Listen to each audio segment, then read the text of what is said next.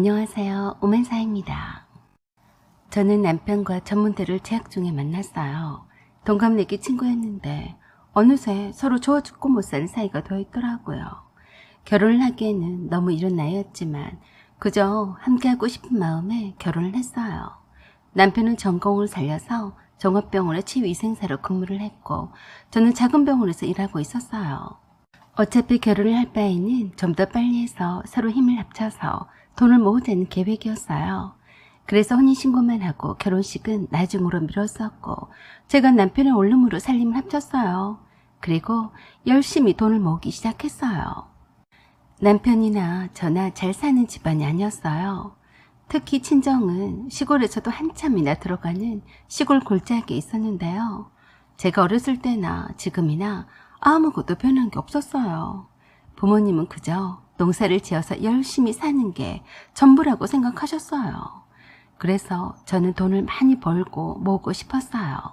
남들이 흔하게 사먹는 커피 한 잔도 허투루 사먹지도 못했어요. 남편도 유유상종이라고 저와 코드가 잘 맞았었죠. 어서 빨리 종잣돈을 모아서 돈을 굴려서 남들이 보란듯이 부자가 되고 싶었어요. 그래서 돈을 거의 쓰지 않는 짠순이와 짠돌이 부부가 되었었죠. 처음에는 시부모님도 기특해 했고 열심히 살려고 애쓰는 모습에 격려도 해주셨어요. 그런데 그건 어디까지나 결혼 초에 아무것도 지원을 못 해주셨을 때 그랬던 거고 차츰 시부모님이 저희 부부에게 기대려고 하셨어요. 시부모님이 일을 하시기는 했지만 소일거리였고 부정기적인 수입이어서 빚도 살짝 있으셨고 힘들어 하셨어요. 하지만 저와 남편은 신경을 쓰지 않았어요. 시부모님이 크게 돈을 쓰실 일이 없었거든요. 충분히 두 분의 벌이로도 넉넉지는 않아도 사실 수 있었기 때문이에요. 하지만 사람은 욕심꾸러기인 것 같았어요. 좀 더 넉넉히 쓰고 살고 싶으셨던 모양이에요. 언제부터 쓰고 살았다고 저와 남편이 알뜰하고 검소하게 소비하는 것을 보면서 핀잔을 주곤 하셨어요. 저를 볼 때마다 그러셨어요. 너는 옷이 그게 뭐냐? 춘옥이 좀 봐라. 얼마나 옷도 고급지게 입었냐?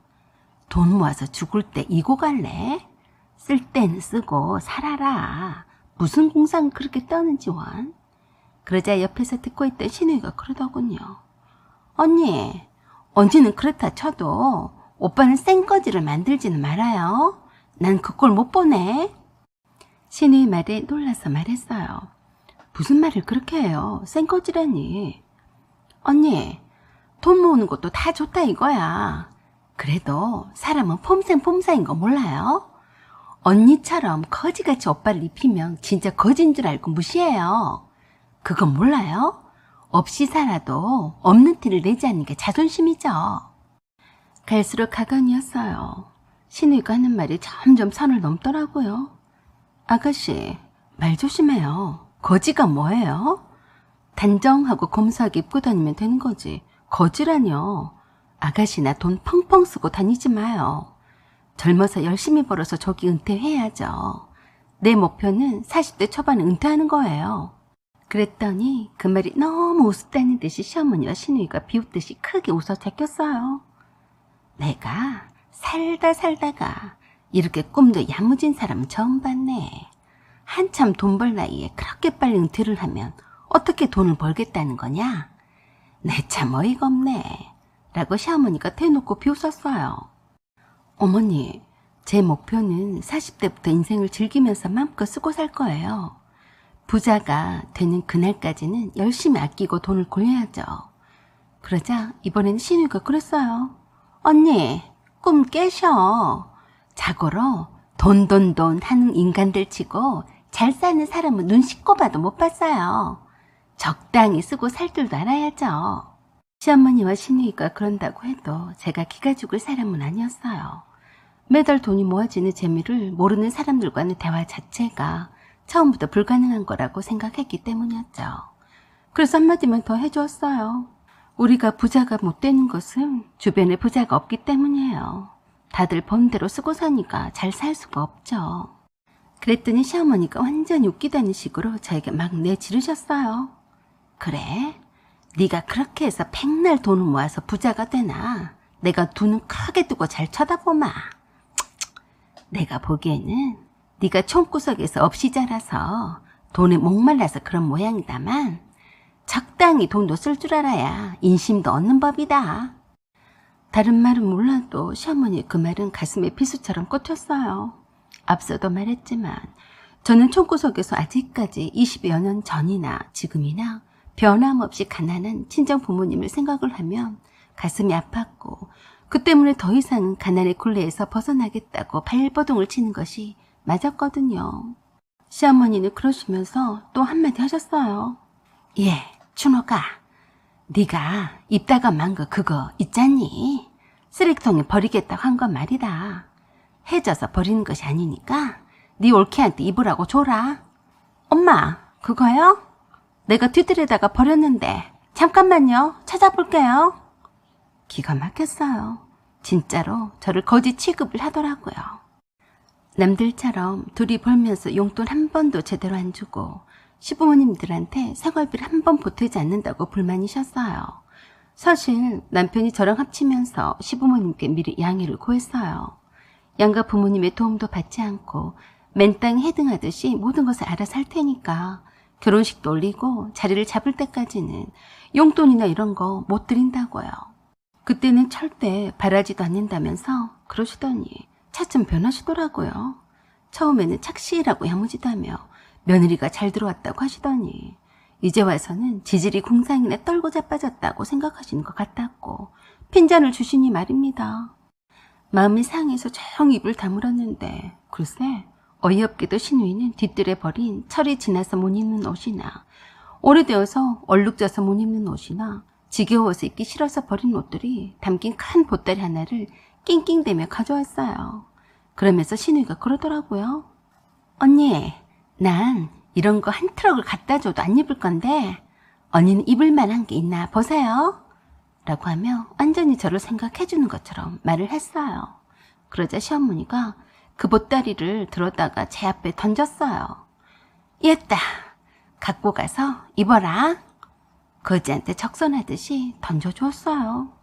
그래서 제가 성질이 나서 말했어요. 어머니, 제가 아무리 거지 같아도 남이 입다가 버린 옷을 선심 쓰듯이 주시는 거예요? 왜 쓰레기장에 버릴 것을 저에게 주세요?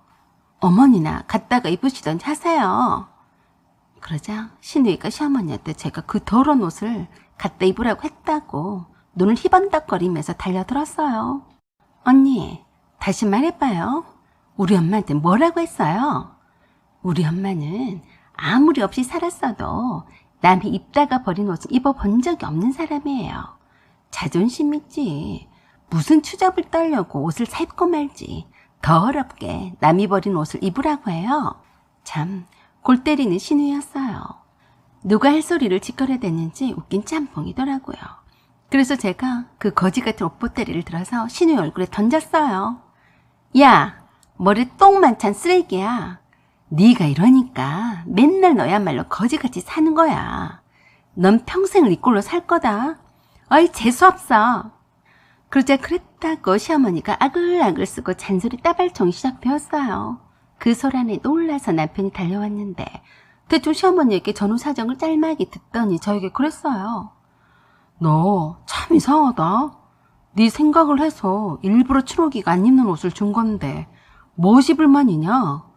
라고 하는데 저는 그 말에 충격을 받았어요. 남편이 제게 또 그랬어요. 남도 아니고 식구들이 입던 옷들인데 뭐 어떠냐? 얼른 주워다가 네가 입어.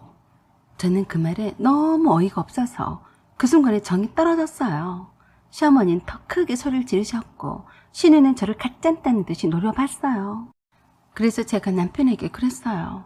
네 집 식구들이 언제부터 식구였다고 그러니?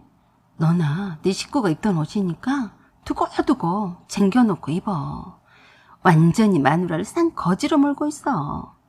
밥맛 떨어지니까 네 주제만의 길바닥에 굴러다니는 여자랑 살아.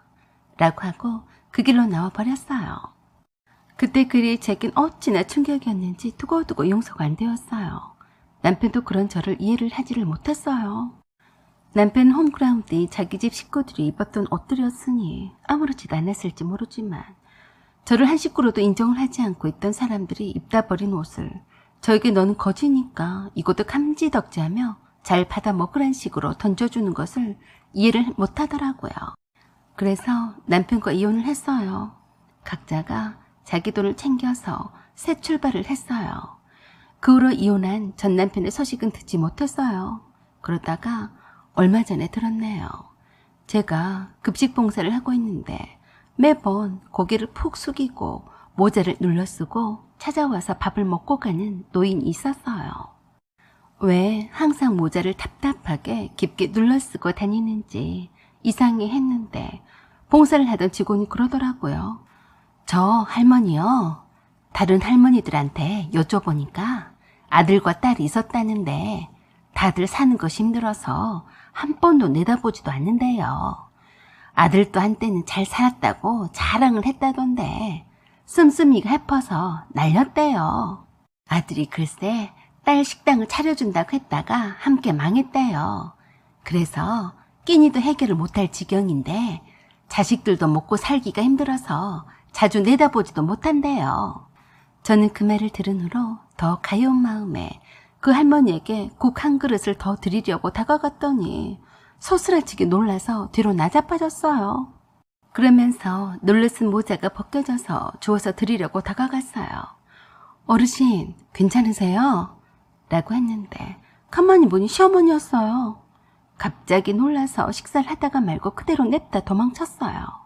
아니, 그래도 식사는 하시고 가시지. 제가 괜히 다가간 것을 후회했네요. 혹시라도 저 때문에 식사를 오시지 않을까 봐서 그 뒤로는 급식 봉사하러 가지 않았더니 오셔서 드시고 간다고 들었어요. 저는 마음이 짠하고 씁쓸했어요. 직원에게 부탁을 해서 얼마간의 돈을 용돈으로 쓰라고 지어드리라고 했어요. 그저 평안하기를 바랬어요. 사연은 여기까지입니다. 구독과 좋아요 부탁드려요. 감사합니다.